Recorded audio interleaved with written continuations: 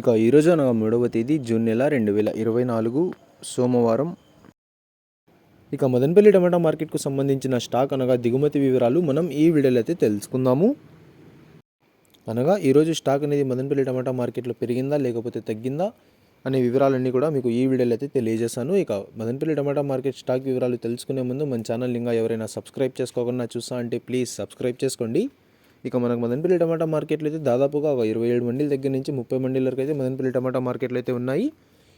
ఇప్పుడైతే అన్ని మండీలకి స్టాక్ అనేది రావడం లేదు, కొన్ని మండీలకు మాత్రమే స్టాక్ అనేది వస్తుంది. ఇక ఈరోజు దిగుమతి విషయానికి వస్తే మన దిగుమతి అయితే మార్కెట్లో తగ్గిందనే చెప్పాలి. 1-2 మండీలకి నిన్న వచ్చినట్లుగానే వచ్చినా మిగతా అన్ని మండీలకు కూడా ఈరోజు స్టాక్ అనేది తక్కువగానే వచ్చింది. ఇక నిన్నైతే యాక్షన్ అంతా పూర్తి అయిపోయే సమయానికి టాప్ ధర 1120 రూపాయల వరకు అయితే వేశారు.